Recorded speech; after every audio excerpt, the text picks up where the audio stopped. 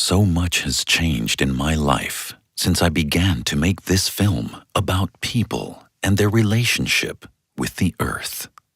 So very much.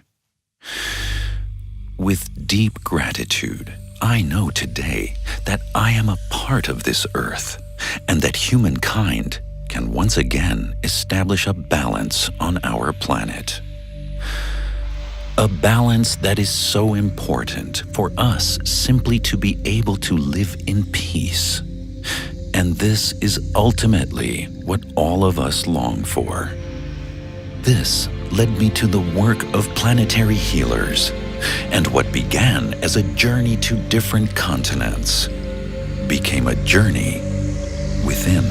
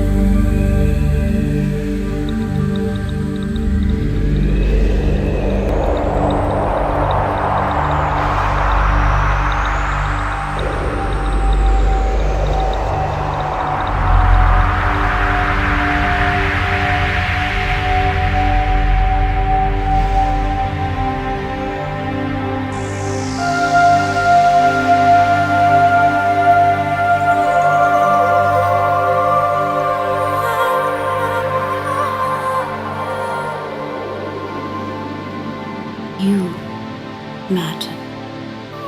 That which you are matters. It matters now.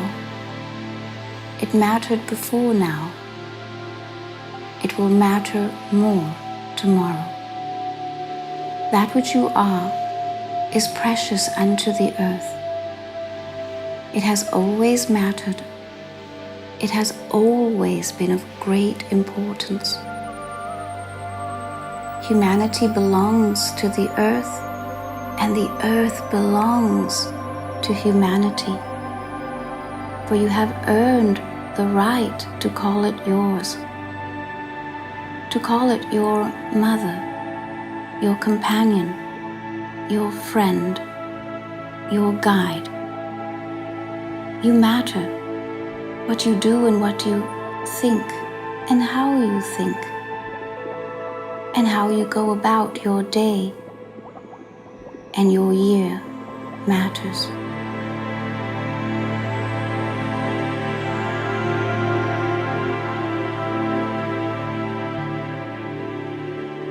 I am a sentience.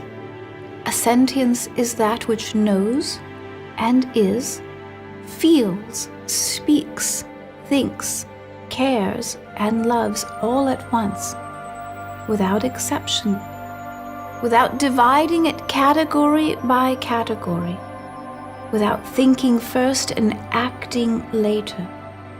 In other words, the earth is sentient without cause and then effect. It is sentient in the moment. That is how the earth can be alive and aware of everything that is taking place upon the earth all at once, to care about every being and the evolution of all things.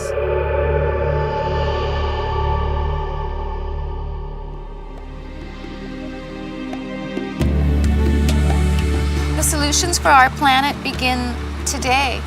We need to understand that we are the family of man, and it's the family of humanity. Be proud of who you are. We are all given this life at this time within our ancestors that we are here to give, to help one another. So please find that within yourself.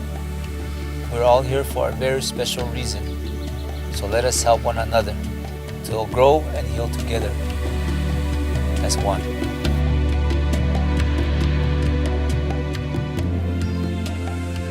And our purpose here on earth is not to gather goods or to be powerful or to have more money or just to survive. That isn't our purpose. Our purpose is greater than that.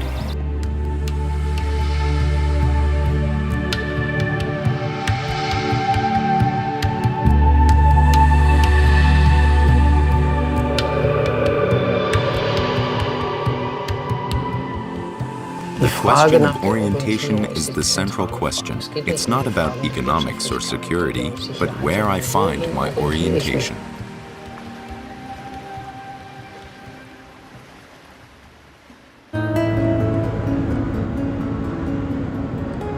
My first journey takes me to Gudrun and David Miller in Arizona.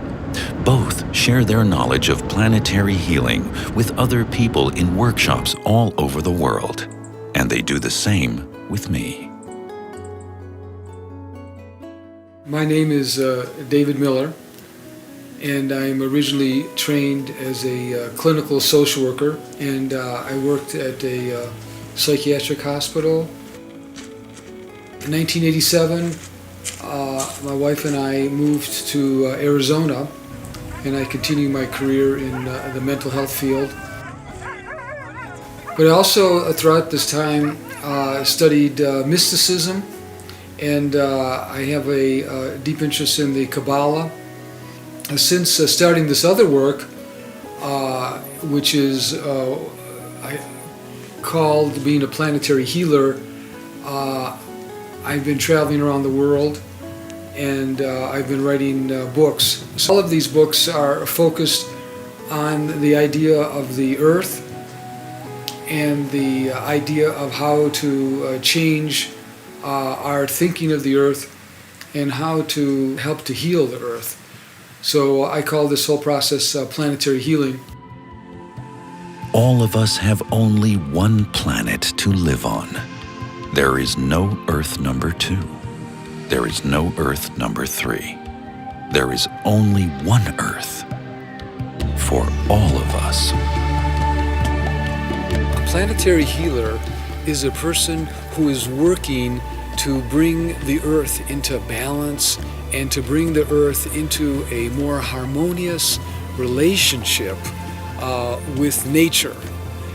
Everybody understands that there is a balance on this planet, and this balance is a fragile balance because we need a certain level of oxygen, we need a certain level of nitrogen in the air, we need a certain type of temperature, and there are many things that are so critical to the balance of nature that enables us to live comfortably. And a planetary healer is a person who is aware of this delicate balance, and they want to find ways to sustain this balance and to keep this balance. And they understand that the Earth is a living spiritual place. So the planetary healer is aware not just of the place where he or she lives, but is aware that everything that we do affects the whole globe. So he or she wants to communicate to the globe and wants to communicate to the world that we must all work together somehow to bring the planet in a better balance, to protect and to make sacred places on this planet. To understand this better, let me explain that the planetary healer believes that there are meridian lines on the Earth, And these are like energy flow lines, very similar to what is spoken of when we talk about Chinese medicine and the meridians. And in Chinese medicine, if there is a blockage in your system, then you can have a health problem. And a planetary healer works to find the blockages in the planet and to help to unblock them.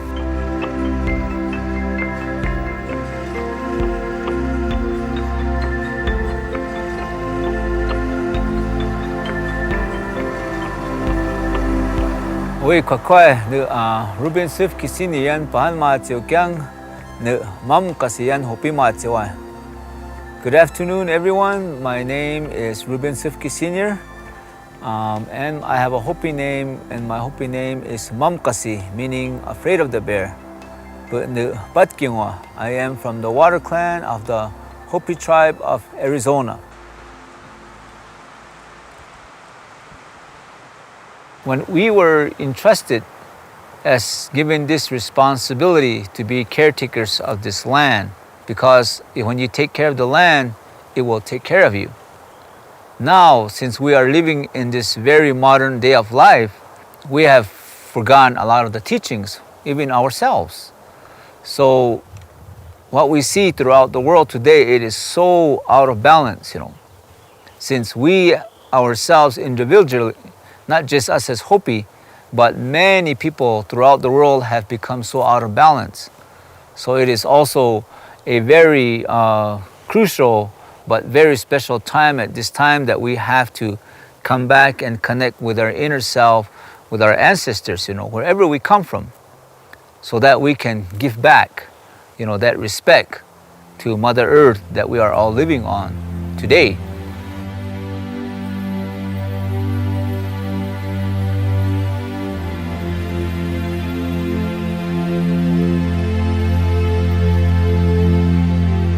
Why the waiting and the waiting? To awaken sooner rather than later, to wipe the sleep from the eyes, to wipe the slate clean, to overcome the guilt that has plagued it for century upon century, to overcome the need to make war upon one another, to remember who and what humanity is, to remember its origins, to awaken, to look for the God within rather than the God without, to seek the truth that is already present, to know that the solutions to all problems, the answers to all questions are here and now, solvable, probable, to understand the possibilities and the purpose of the earth and to live in peace.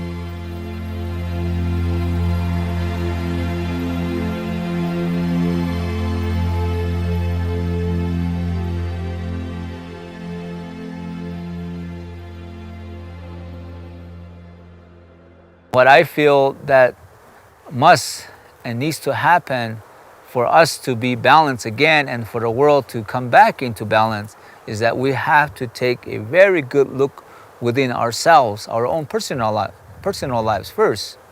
It is only then that everything can flow again, Like my own personal thing that I had to look at myself. Since that I am out of balance, I have to become balanced again, which is very hard. But everything has to happen through you first. And then when you began to work on yourself, give yourself that respect, then you began to give that out.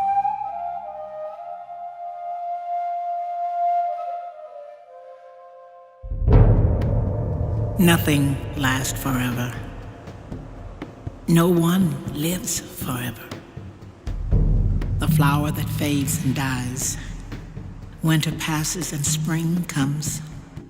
Embrace the cycle of life that is the greatest love. Go beyond fear. Go beyond fear. Beyond fear takes you into the place where love grows. When you refuse to follow the impulses of fear, anger, and revenge. Beyond means to feel yourself. Start every day singing like the birds.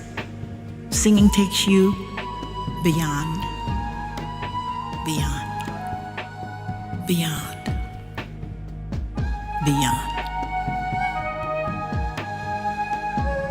We need a repeated discipline, a genuine training to let go our old habits of mind and to find and sustain a new way of seeing. Go beyond the rights and the wrongs. Prayer clears the head and brings back peace to the soul. Go beyond to feel the oneness of the unity. Sing. Singing takes you beyond, beyond, beyond, beyond.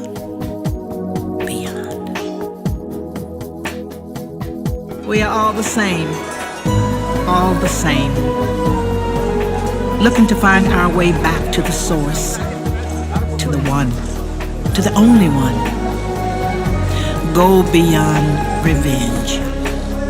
The greatest moment in our lives is when we allow us to teach each other. Go beyond to feel the oneness of the unity. Singing. Singing takes you beyond, beyond, beyond, beyond. Take the journey. Take the journey inside of you to become quiet, to hear the beyond, to become patient, to receive the beyond, to become open, to invite the beyond, and be grateful. Be grateful to allow the beyond. Be in the present moment to live in the beyond. Start every day singing like the birds. Singing takes you beyond, beyond, beyond. What does love have to do with it? Love grows when you trust. When you trust, love heals and renews. Love inspires and empowers us to do great things and makes us a better person to love. Love makes us feel safe and brings us closer to God. When you go beyond, is where you find true love. Keep singing. Singing takes you beyond. Beyond. Beyond. Beyond.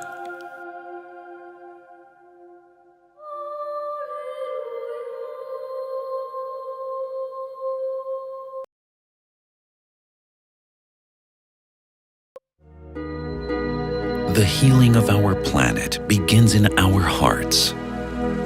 You will find healing in the place where love can grow. When love is freed from our fears and doubts.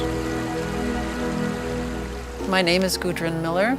I am a counselor and I have been practicing counseling for 30 years. I live in Prescott, Arizona, in the mountains of Arizona. One of the things that I really enjoy doing in my counseling is working with people that are awakening. And my birthplace was in Northeast Germany immediately after World War II. And that was a very difficult time in Germany. Both my parents were teenagers during the war, and especially my mother suffered greatly and I think became damaged emotionally.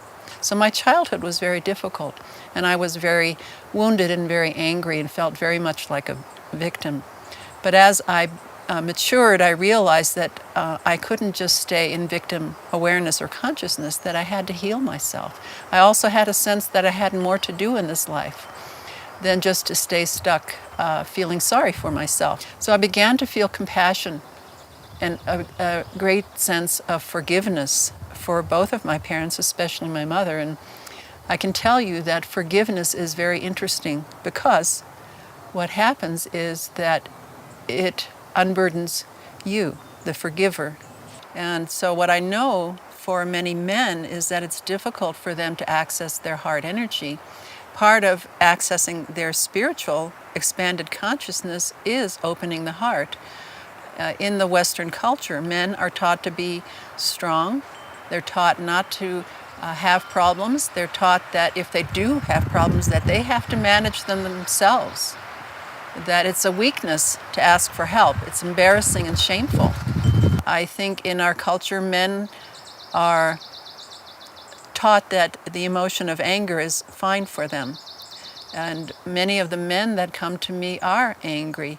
But I understand also that the reason they have so much anger is because they're not allowed to express their grief, their fear, their sadness, and sometimes not even their joy.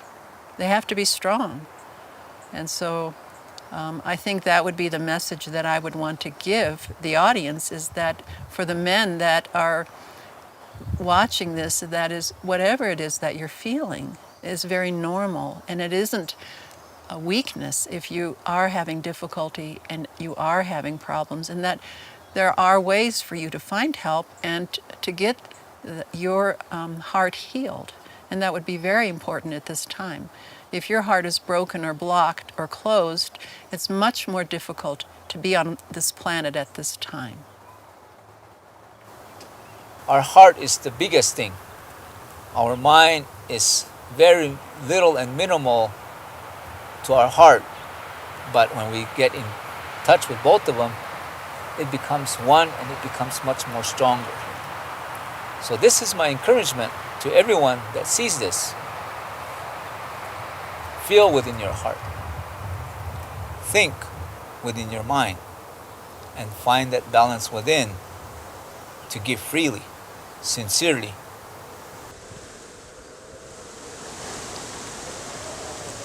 Well, how do you keep your heart open?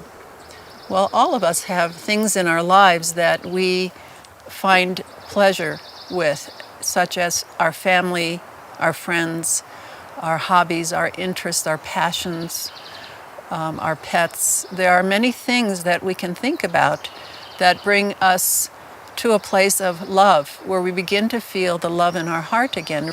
Now, where you see me sitting right now is in my garden. Many of you can create beautiful places, even if you live in an apartment. Create altars, create sacred space, to work in your garden, to plant some flowers or trees, to go to a park, to spend the day in the park.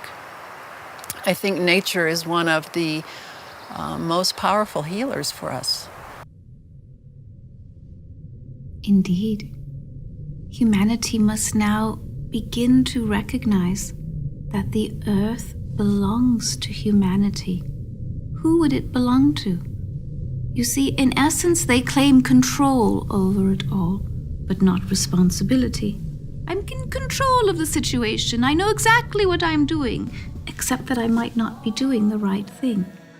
So there is a time of reconciliation that is necessary now, for humanity to see itself reflected in its own light, and that light is earth light. It is for humanity to see its own reflection, its own beauty, its own truth.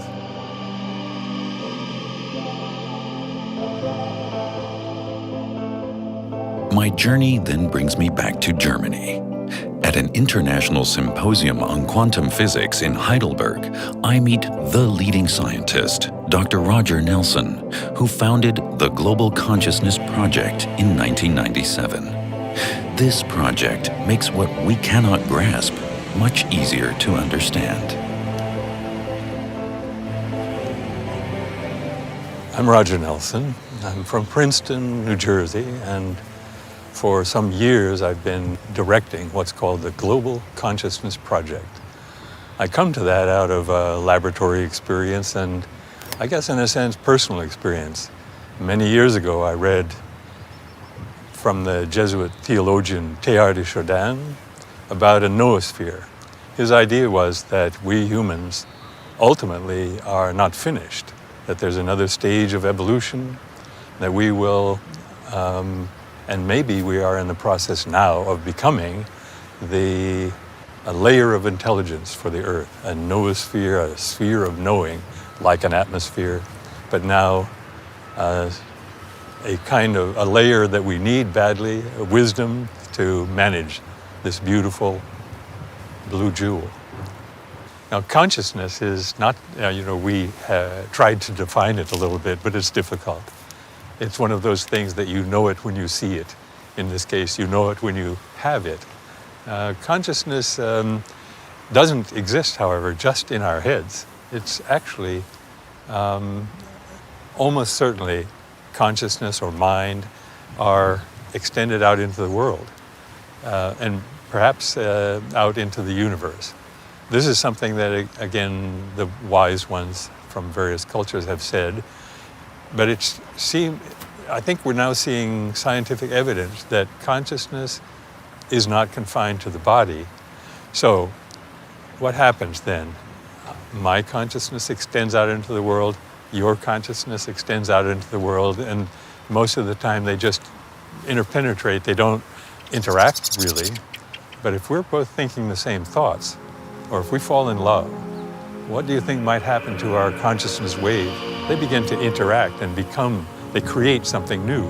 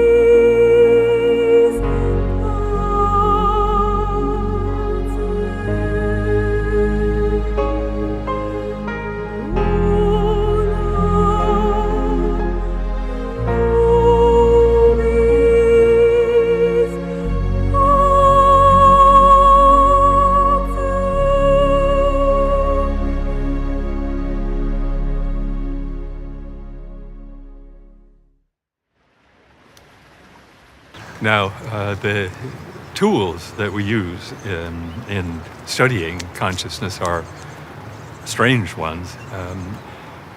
One might ask, what kind of instrument do we have to measure consciousness? And the answer is, we don't. We have to create something. And what we have found in laboratory studies is that if we have a system that's random, that means its future is not determined. It's not even predictable. Such a system has a chance to change. It can change because its future is not determined. So we use very precise instruments called random number generators in order to not exactly measure consciousness, but to register something that happens apparently because of consciousness. We create a sequence of random numbers, unpredictable in principle. No one can know what the next number will be. And somehow, and the question how is something we're working very hard to understand, somehow the presence of consciousness or intention or strong emotion creates a change in this random sequence whose future is unpredictable, so that the future becomes just a little bit predictable. It comes to have structure or pattern where there should be none. What random means is that it's unpredictable, it has no pattern. And in the experiments in the laboratory, in the field, and now also in this network of instruments scattered around all over the world, we see, instead of pure randomness, we see patterns where there shouldn't be any. And those patterns occur just when consciousness comes together and creates, perhaps, a wave of intelligence or a wave of mind operating in the world. Humanity does not imperil the earth. In essence, it imperils itself. It does not wound the earth, it wounds itself by not knowing who it is and what it is. And so the wound is one of being asleep. It is one of carrying a sword but not knowing how to use it. And so it carries a weapon rather than carrying wisdom. It satisfies itself with information instead of knowledge. Does this wound the earth? Well, perhaps it can be perceived that way. But it can be righted. It can be righted quickly. It takes a new thought, a new idea, a new day, a new understanding. It takes a community of beings to understand one another. It is a meeting of the minds and a meeting of the hearts, and if it has not taken place yet, then it has not. But it is possible here and now, without exception. The idea of the planetary cities of light is to focus on raising the energy level and the consciousness of the people living in the city, so that the people are living in more harmony. All of the people in these cities are working together to raise the planetary awareness and spiritual consciousness of the people living there. I want to point out that man is interacting with the earth. So by interacting, I mean that our actions and even our thoughts can affect this balance with the earth. And this is something that everyone can participate in. It even can be done on the small neighborhood level.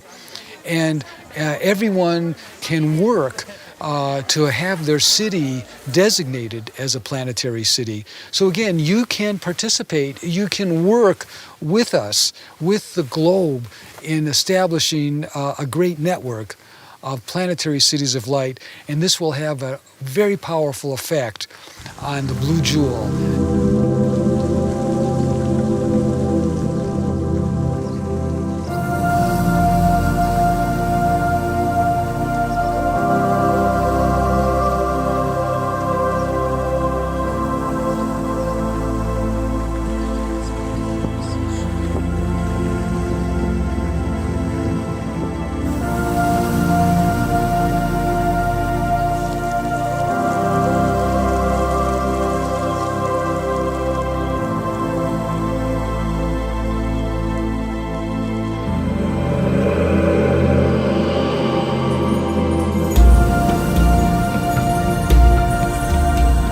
My name is Kate Sparks. I just moved from downtown Chicago.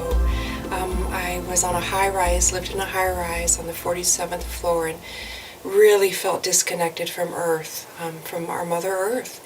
So I moved out to Arizona with my husband David, and we've been here for 4 months, and it's fabulous. I've had the privilege of going to many of the City of Lights, Taos, New Mexico, Mount Shasta, Aufkirchen, near Munich in Germany, beautiful, beautiful. And there's such a loving, conscious feeling when I visited those places, when I lived in downtown Chicago. I would travel to these cities and stay there for days, and there was a respect from the residents, an awareness, an appreciation. It was so deep and so touching. You could see it. You could just see the feelings from the people they had in these beautiful cities of lights.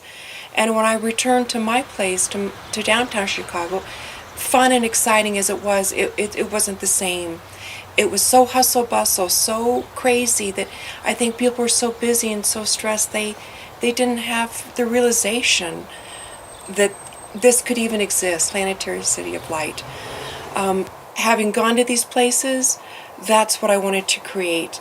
So that was one of my main reasons in moving to Arizona, buying this land and having the space to create a City of Light, to give back for the earth, for myself, my husband, and for everyone who's going to come and visit here.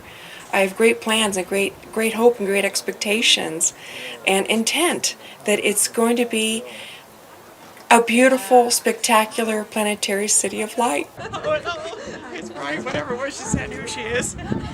So the first step in developing the area as a planetary city of light is to get together a group of people and then go to the cardinal points of the city, like the north, south, east, and west, and form a ring or around the whole perimeter of the city.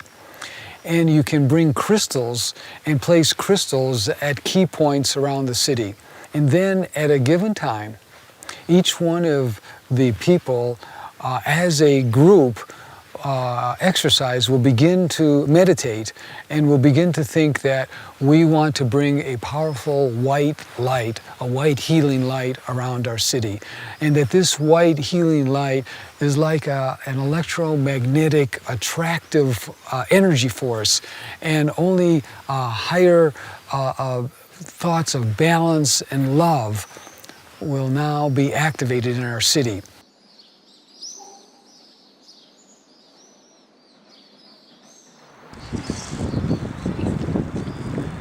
So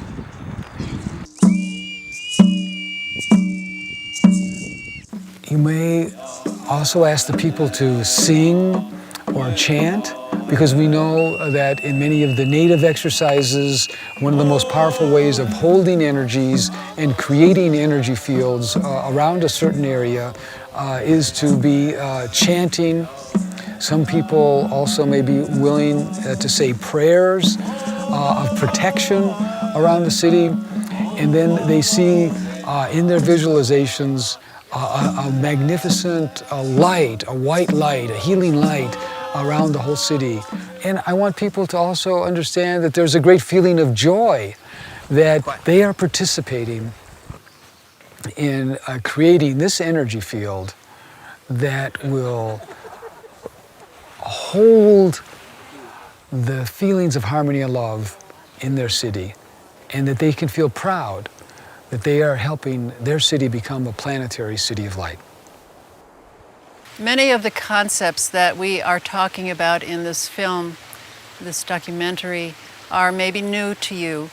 And we as human beings are brought up in families, in communities, in cultures, and these families, communities, and cultures tell us, dictate to us what is right and what is wrong, and dictate to us what we should think and what we shouldn't believe in. So here are some new ideas that you're being presented with. The old thought paradigm based on fear, I believe, is that we don't change, that we hold to our old belief structures, that we don't believe that Mother Earth is a living being, that we don't believe we can talk to her, that we don't believe that she loves us like a mother would love her children.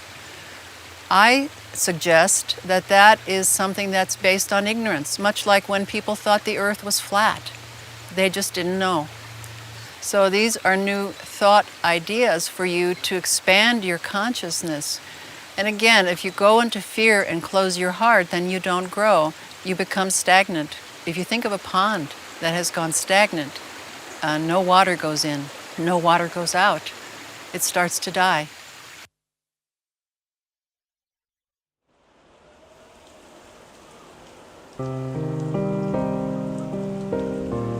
Humanity comes now to a place where it will begin to fear the future.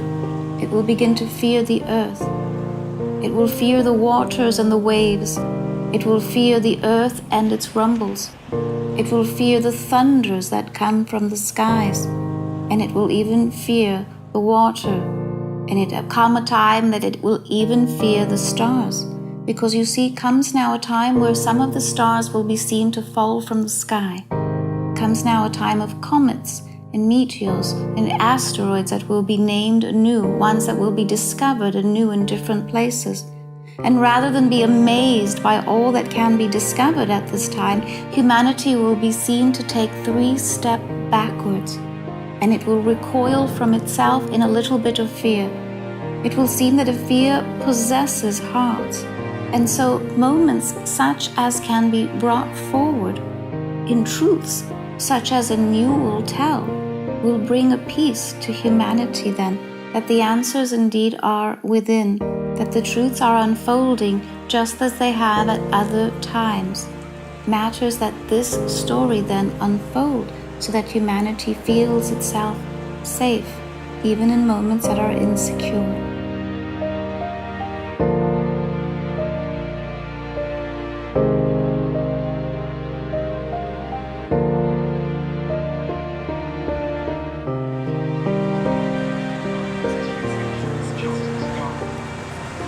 If I look at the economic and financial crises in our world, I notice that a change is about to take place. And what gives me hope is that the multinationals are also made up of human beings who can change their way of thinking.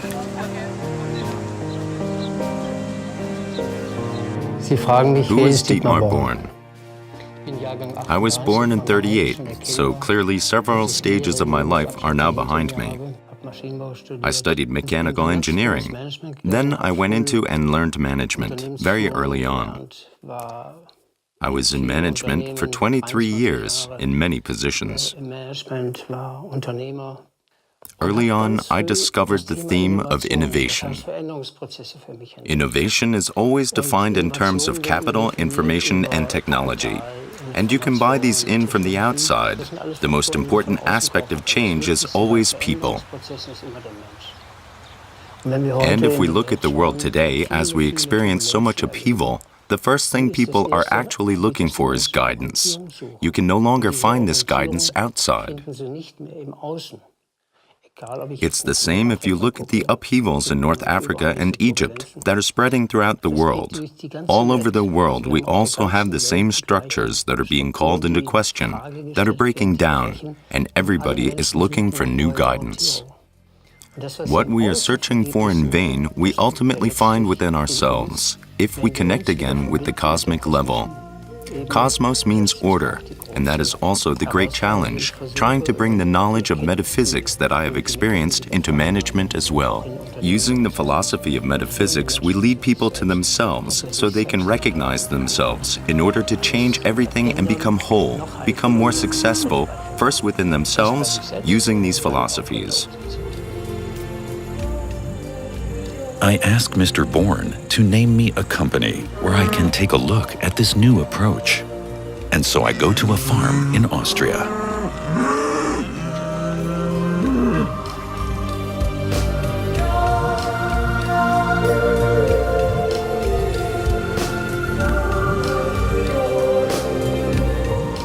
We are Ignaz and Johanna Leitner. We are in Styria, Austria.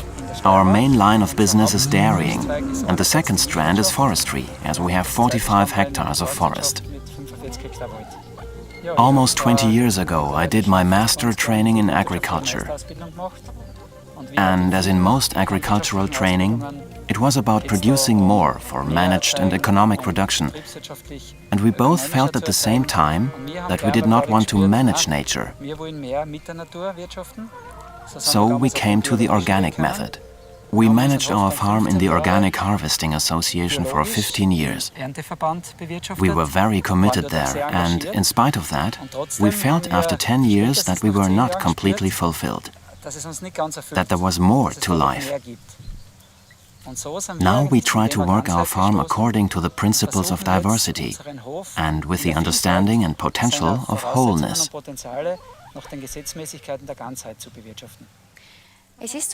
There's an old saying that when a young farming couple takes over a business, then there will only be trouble and difficulties in the business for the first few years. We didn't think that that was possible, but it was true. And not only for the first few years, we also had nothing but problems for the first 10 years, especially with the fertility of the farm. The fertility of the cows wasn't that good, and we got every disease that was going in the barn. Although we were organic, and although we looked after our cows carefully, eventually we got the hint that it might have something to do with interpersonal relationships. After we had painstakingly gone through our farm, we realized that it wasn't to do with us personally, but maybe the cause could lie within interpersonal difficulties within our local clubs. And the actual cause for this came to light suddenly. And then we really worked at it, bit by bit. And the more we came up with holistic solutions, the better the fertility was in the barn.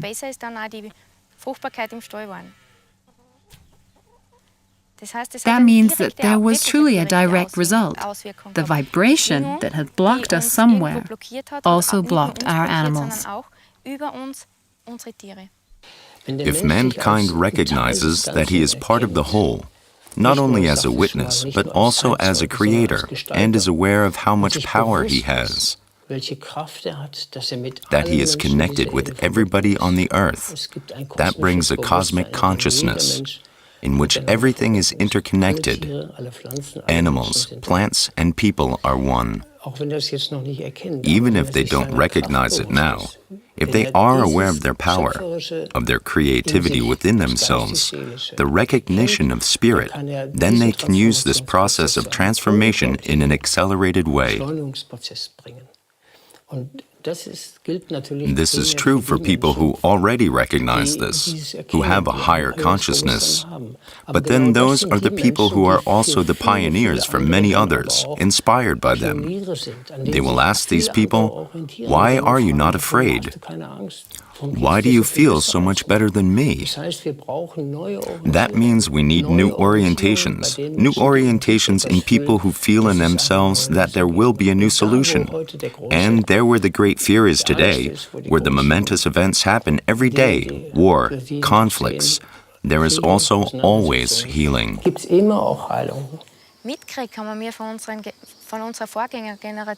We inherited very strong beliefs from the previous generation. Also, everybody around us has their beliefs firmly rooted in nature and also in the Catholic religion. At least most people have. This kind of spirituality suited the previous generation quite well. But this no longer fulfills us completely. We still feel at home with religion, but beyond that, other things may grow. And this growth is what enriches us so much. We can communicate with nature. We ought to do that also. In the past, who would have gone to a tree and said, "Thank you for being there. Thank you for growing there. But now it's harvest time, and now I'm going to cut you down." But that is what is really fundamental for us, because there's a lot of humility behind it, a lot of gratitude for knowledge about our interconnectedness. As another example, I am also convinced that if I am driving a mower to a meadow and sit in gratitude on the earth for a short time to feel and smell the wonderful grass and plants and really ask their souls to leave, I am convinced that also the plants feel the joy, that I feel a completely different kind of joy from the harvest. And the cycle is completed. Then I have completely different fodder for my cows. And in fact, I am convinced that though there are no scientific measurable differences in the ingredients in the milk, that completely different milk comes from this hay than if I had hired the biggest mower and just mown the plants down. And these are the subtle differences that we are trying to make every day. And this perhaps makes food into living nourishment. It is also important for me to recognize even more that we not only manage a farm with 25 cows in the barn, but we also have the opportunity to work with soul beings. Not only the clearly visible physical beings like our cows and calves, but also the spirits in our meadows and in our woods. And this goes further to the higher spirits and the earth spirits, where we really know the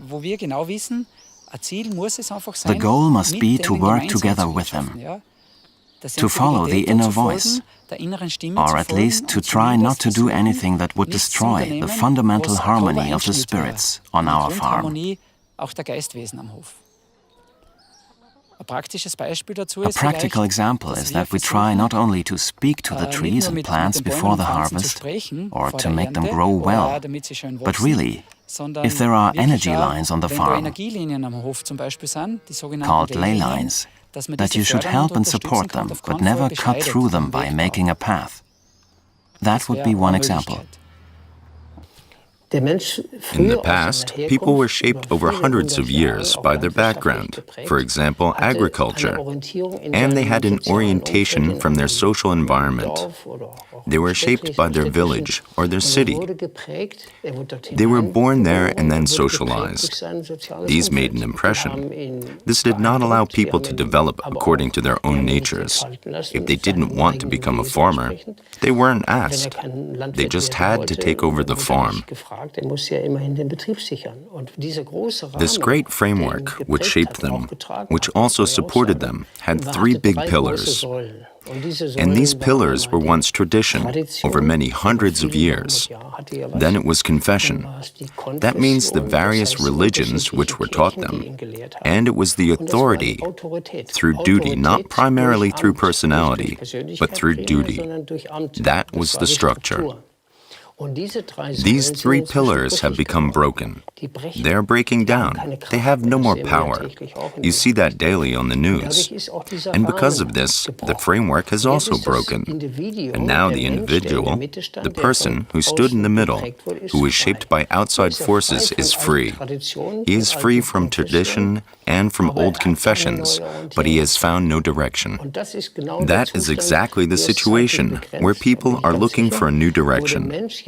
And if they no longer find it outside themselves, be it in their family or in society, then they have to find a new direction inside themselves. That is the new thing. And if they feel it inside, if they feel trust inside themselves, by doing a little meditation and connect with the spiritual world, then they find exactly what they were looking for in vain outside of themselves. That is the new orientation. The old has to go. That's evolution, so that the new can come into being. My wish for me and the people around me, and above all also for the people in our region, is that we just observe nature more. That, for example, we look at a rose. There you see, when it is in bud, you can really enjoy it and cherish it. And then you can watch and realize that a rose becomes really beautiful when it can unfold, when it becomes a full-blown rose, when it can give off its scent, and when you can really lose yourself in a rose. Everybody would like to be a rose like this. Everybody should be allowed to be like this. I would wish for that. To be able to blossom into a wonderful flower, to become a flower that wants nothing more than to radiate its beauty in just the way that it should. For us human beings, that means that what I want to do, that what I can do, that what I want to bring forth, I should be allowed to do. And I should allow precisely this for the people around me. Also for my companions, my fellow man, my partner, my children, my neighbors, in fact, everyone should also be allowed to unfold. What a beautiful, big garden there would be in the world.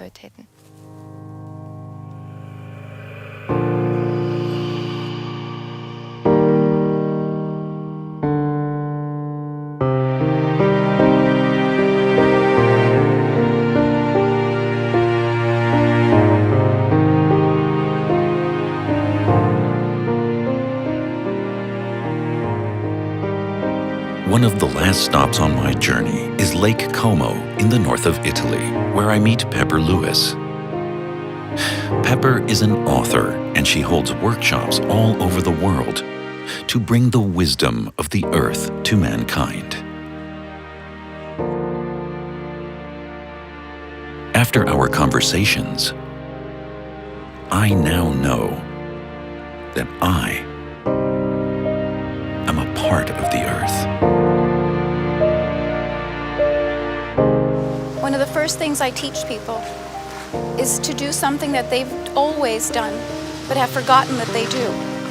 And that's to be aware of their own thoughts, to observe their own thoughts, to observe their life. Because when we observe ourselves, we are more than just participating. We're doing more than just living in the moment. It would seem to us that that would make a dual, observing and participating. But in essence, the two parts that are actually dual merge together into one, and we become something greater than we were in the moment before. What I teach is something that we've always had, which is the ability to be intuitive, the ability to be telepathic with one another. These are things that we've had long and forever ago, but we've forgotten them.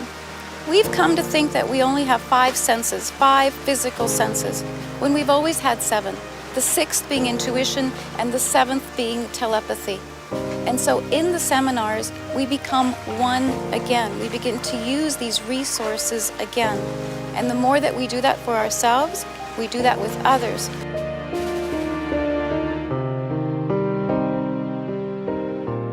As I begin to relate to people and teach them how to feel the earth in the way that I do, I start out in very simple ways.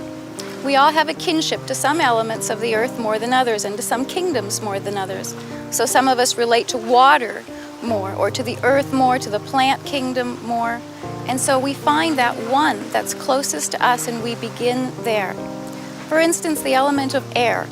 If we take the element of air, then I would suggest that that person begin to breathe in a slightly different way. And as we continue to breathe in that way, what we call to respire then becomes to inspire. So these are breathing techniques that have been studied for a very long time. The yogic masters of long ago began this way, but we don't need to know all of those specifics in order to breathe consciously. The moment we pay attention to our breath, we're already breathing with the earth. We don't know it, but our pulse begins to attune itself to the vibration of the earth, to the pulse of the earth. And slowly, we begin to feel that earth resonance within us. That's one simple way to begin. For me, the earth, the element, has always been the strongest. So I will plant my feet on the ground, and I will feel energy. I will send conscious energy to the very core of the earth. And I feel that energy. I push it down to the earth. And there, in the very core of the earth, I feel that same pulse. It feels very much like a heartbeat to me. And then gently I begin to start lifting that energy a little at a time. And I bring it up and in and through my body. And then out it comes through my heart. I know it, I feel it as love, as compassion. It's a different kind of love than we have for each other. It's a larger love. It seems to encompass all of us.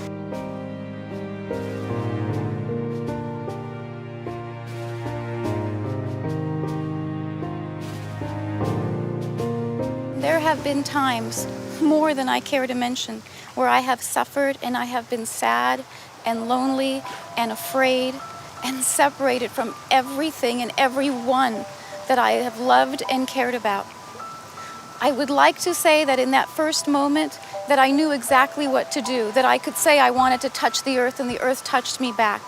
But in that moment, that's not what happened. In that moment, instead I cried out and I said, Kate, take me out of here. Take me out of this life. Take me out of this situation. Take my pain away. Even if I never feel anything again, I don't want to feel what I'm feeling right now. In the next moment, even though everything I was doing was pushing the earth away and pushing away everything that I knew to be true, because I had already been on this path for a while, instead, I felt this great love embrace me from beneath, from around. I couldn't tell you in that moment if it was the earth or if it was an angel or what it was, but something loved me back. Even when I didn't love myself, something loved me. And I remember that moment. I've never forgotten it. And that moment gave me strength. And when I've had other moments like that in my life where I've needed so much more courage than you could receive from me as I explain it to you now, I have remembered in those moments to now trust the earth and trust that something would embrace me. I don't have to call it the earth, I don't have to call it Mother Earth, I don't have to call it Gaia. I just have to know that something is here, larger than I am, larger than the moment, larger than the pain. And it will love me, and it will love you in the same way, because I am you. I'm not more special, I'm not different, I am you. The earth is our mother. It's our true mother, it's our only mother. The earth provides everything that we need, all of our clothing, the water that we drink, the air that we breathe, the earth that we walk upon. This is our mother. And if we begin to think of the earth in that way, to relate to our mother in that way, then we'll see things begin to change, and very quickly. They'll begin to change right now.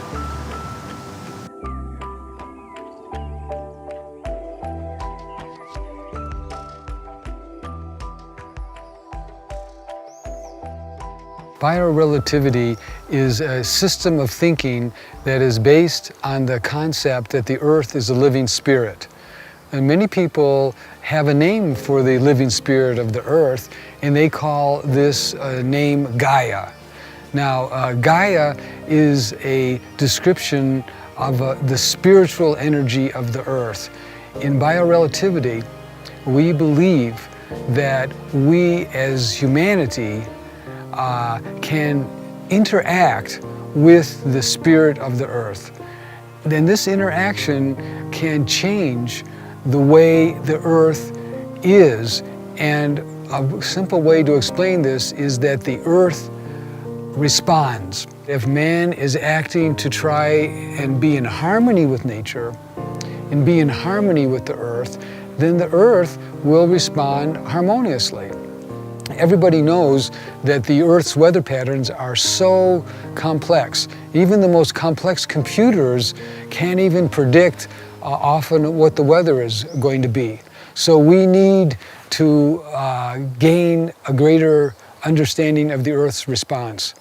Now, if this holds, then how we act and even how we think will affect Gaia, and we can help the Earth's responses be more in alignment with what our needs are, so that the optimal environment will be able to be stabilized. And that is what will come when we are focused on biorelativity.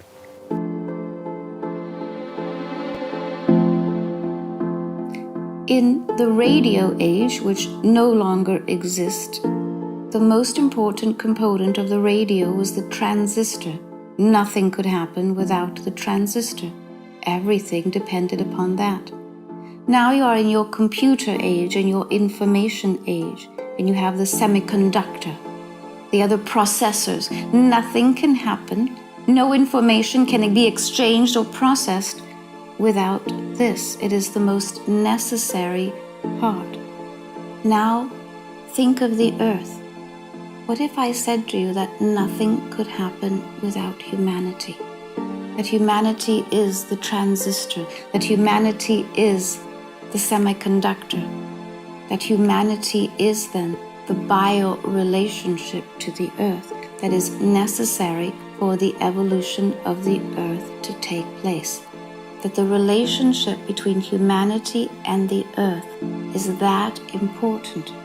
Now, that being so, here this answer will confuse you a little bit, because I tell you that it does not matter whether you try to stop a volcano or not. It does not matter whether you tell it to slow or not. It does, however, matter that you recognize that you and the volcanic energy, that matter, are one, that you are made of the same energy. Then it is you that are deciding whether to slow down or speed up. It is you that is moving energy and allowing others to be conscious enough to get out of the way. So you see, you cannot speed up or slow down a volcano. However, because you are one of humanity, you can direct energy, direct the energy of the volcano to be at peace with humanity, in balance with humanity, in balance with the elements. That is where the great learning is. You see, to speed it up or slow it down is an attempt to control it. You will be unsuccessful in this. When you make yourself both at peace and at one with the volcano, then you are free. Then you are free energy. Then you become the director of that energy, because there is no attempt to control.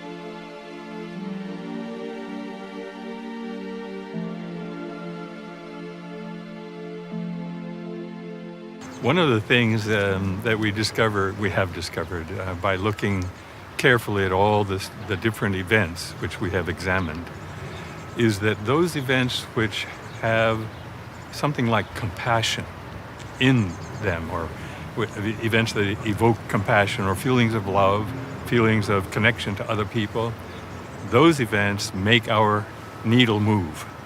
And I think that means something very important, that human beings are in principle interconnected.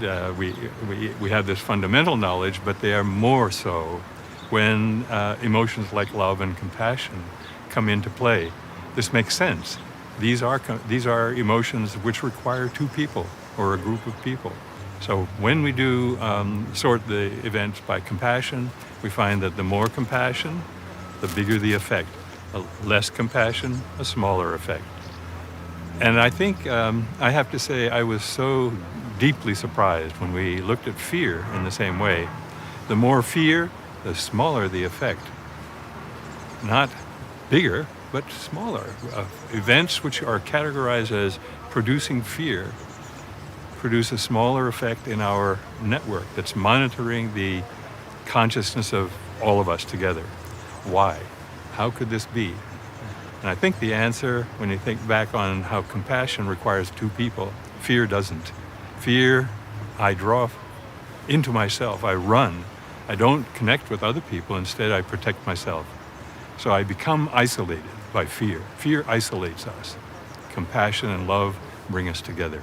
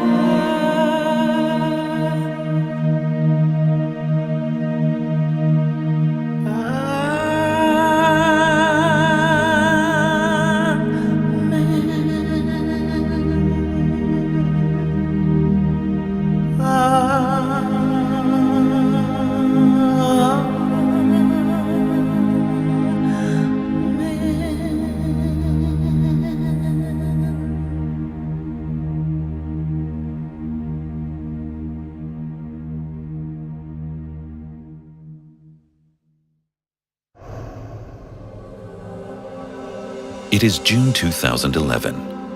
What if we human beings, using biorelativity, could bring rain to the Earth at a specific time with our thoughts? I send out a call on the internet. To eliminate, as far as possible, the likelihood that rain will come naturally, the rain experiment should take place on August 14th from 3 to 4 p.m. in the Sahara. A video animation of the visualization is made to help the participants to better prepare to bring rain to the south of the city of Duz in Tunisia. Within 6 weeks, over 2,000 people from more than 50 countries around the world sign up to take part from wherever they are on the day. Overwhelmed by this enthusiastic response, I ask the people to feel and sense the rain in the desert, and to send loving thoughts into the raindrops, as well as to the other participants. I also ask Dr. Roger Nelson to observe it using his network.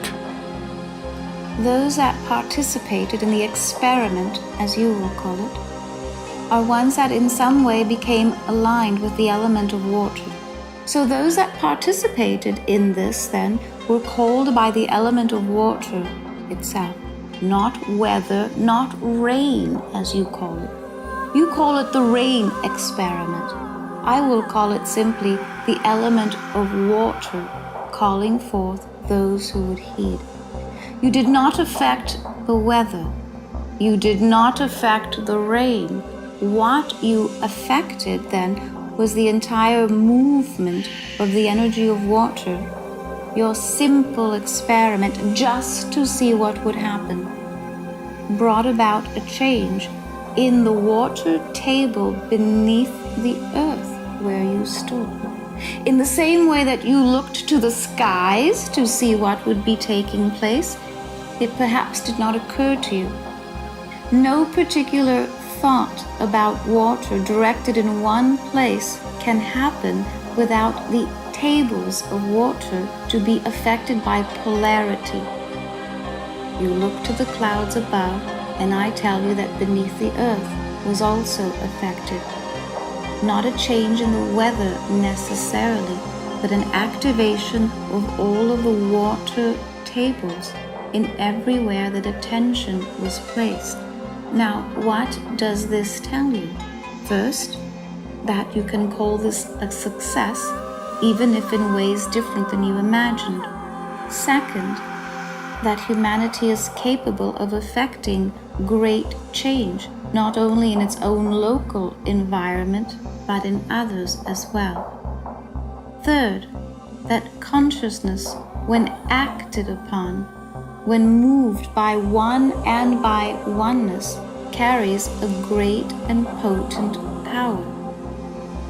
Fourth, that the element of water cannot act alone. Therefore, if you call upon water or weather, it affects air, it affects earth, and even, sweet one, something that you did not conceive of, that the water that you called upon, while it may not have rained where you were, water came about to put out fires raging in other parts of the planet. That what you called upon the element of water set aside some peace so that fires did not burn elsewhere. You acted upon the element of water, and all of the others were affected in the process. You called upon rain, and water extinguished fires elsewhere. You called upon the skies, and the tables of water beneath your very feet were stirred into action. Imagine what else could be brought forth with humanity's awareness upon this experiment or this action.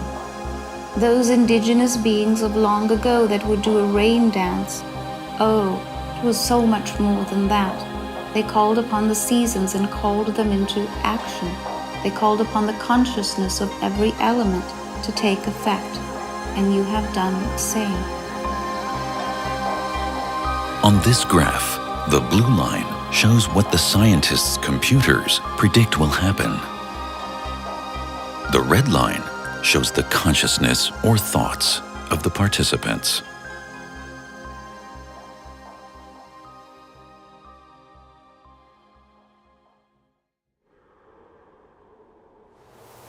Please give yourself much gratitude for your life. Find whatever you need to do in your life to help yourself, and that will benefit many others, and that will resonate through Mother Earth, Father Sky, and throughout the universe. We are all part of the family of man, the part of mankind, humankind. And we carry this. You are my brothers, you are my sisters, you are my cousins. And the earth is our parents. And I want to leave you with that we all walk this spiral together. We dance the same dance together. We will all come to meet each other in some way and at some point. And if we can just know that now, then we won't greet each other as strangers. There won't be boundaries between us. We might speak a different language, but we will recognize each other. I have greeted people and say, I know you. And they've looked at me in that same way and they say, I know you. So I would like to look at all of you now and say, I know you, I feel you.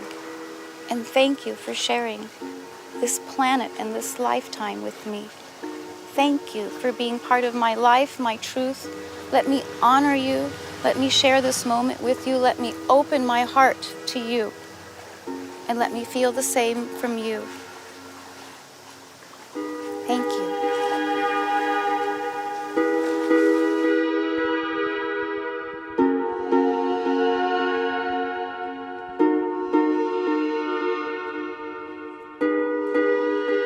What I wish for anybody who is hearing this is to come together with your friends, your family, join groups who have the best in mind for our future.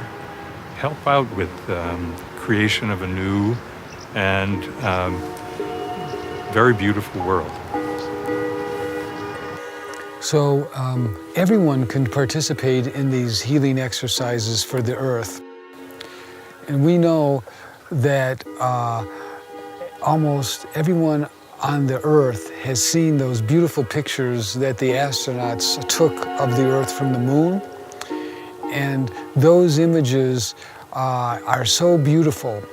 And when we see those images, we receive the name of the earth known as the blue jewel, because the earth's blue waters seem to be shining and very brilliant, even from outer space, even from the position of the moon. So let's now do a healing exercise using these principles. So wherever you are, I'd like for you to listen to my words, and if you like, you may close your eyes as you hear these instructions. Visualize the earth as the earth was seen by the astronauts, beautifully standing in outer space with the white clouds and the blue waters. And as you are seeing this image, begin to think of the beauty of our planet, and think of the harmony and the balance that was necessary to keep all of our life forms going, all of the beautiful forests, the beautiful oceans, the beautiful air, our skies. And as you are visualizing now our earth, send the thoughts that the forests are thriving, that the oceans are flowing very strongly, that all of the ocean currents are going in the most powerful ways that are most helpful. Think that the oceans are in a temperature that is most perfect for calmness, so that there are no powerful storms being formed, but only the necessary energy to sustain and help us live in balance. Think of the earth and the plates of the earth being calm and not shifting rapidly, but only being in a state of harmony and balance with us.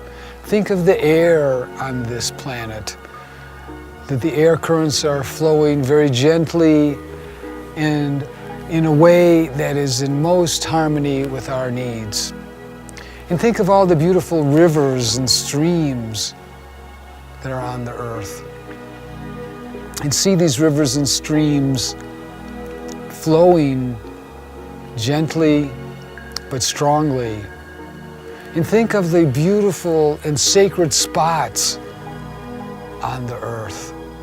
All the wonderful beauty of the mountains and the valleys, the beautiful rock formations that are on our planet.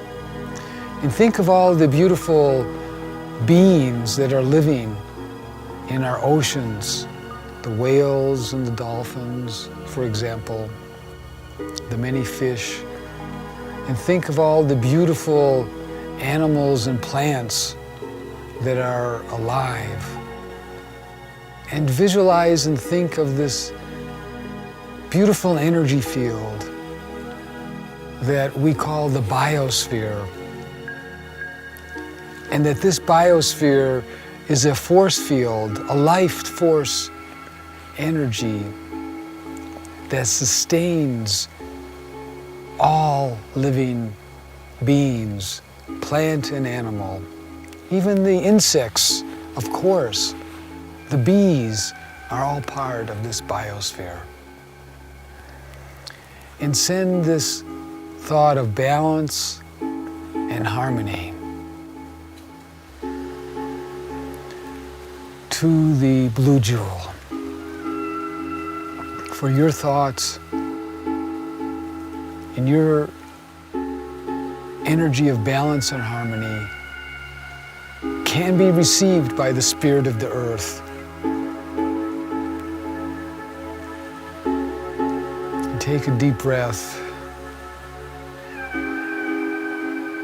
And as you do this exercise, know that you are connecting with the spirit of the earth. You are communicating joyful thoughts of harmony and balance so that the earth can be openly receptive to your harmony and your thoughts of balance.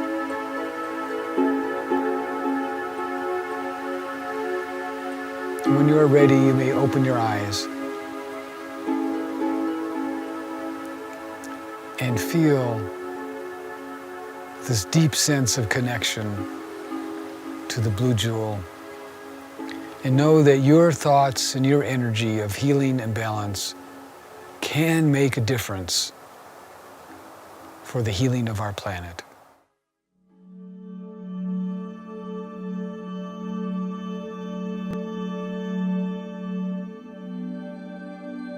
One heart, one mind, one truth,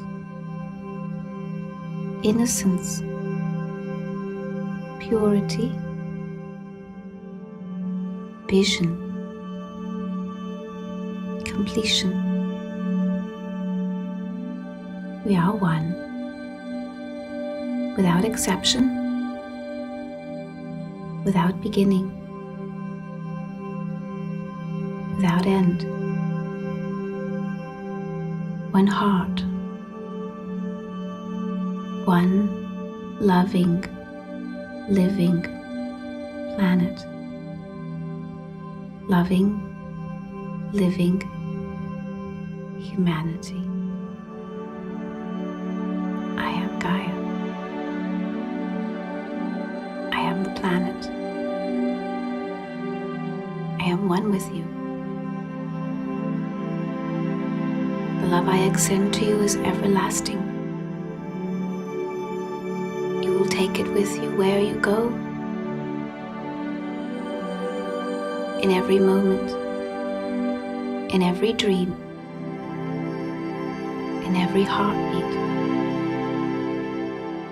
Your pulse is Gaia's. Let the moment live on, beyond and within. Let it be, and let it be with you.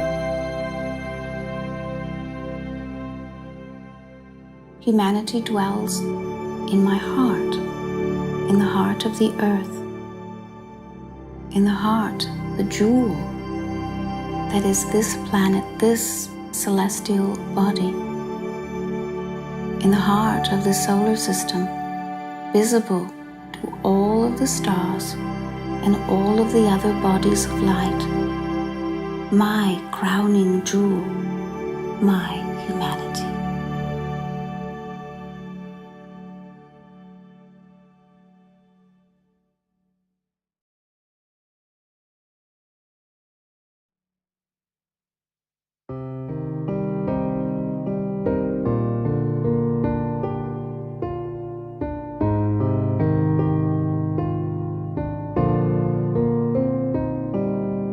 Everything you need inside of you, the magic of your life inside of you, the love in all your life is shining through you, the key to everything, it is inside of you. The history of the world inside of you, and all the future too inside of you. For all your ever search is laying all ahead. Take a step and we turn inside of you. Inside of you, there lies the truth. Inside of you, the truth that's you. Just open your eyes and you will find the light is you. The light is you. Inside of you. Inside of you.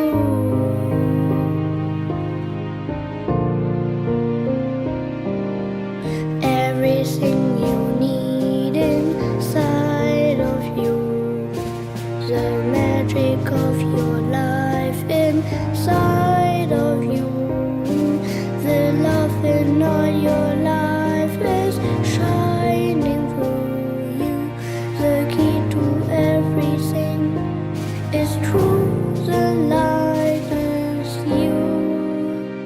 Inside of you, the lies the truth. Inside of you, the truth that's you. Just open your eyes and you will find the light is you. The light is you. Inside of you. Inside of you. The love lies in you.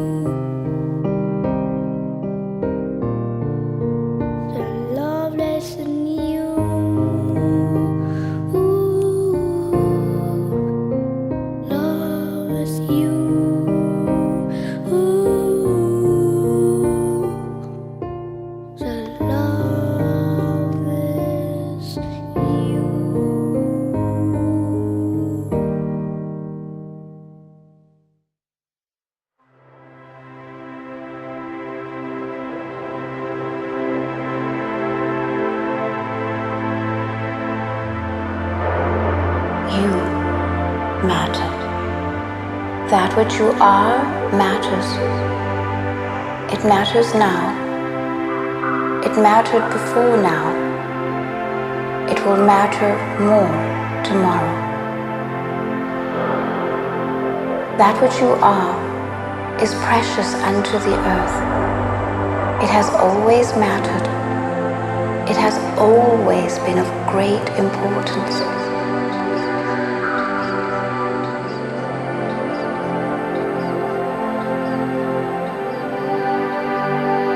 Humanity belongs to the earth, and the earth belongs to humanity.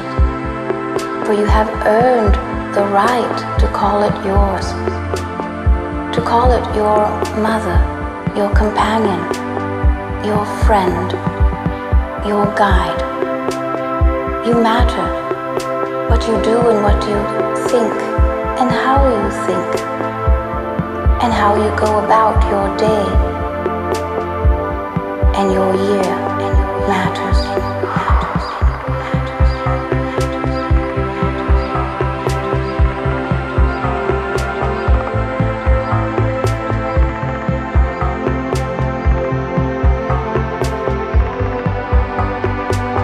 Humanity matters and has always mattered, and is near and dear to my heart, as it has always been.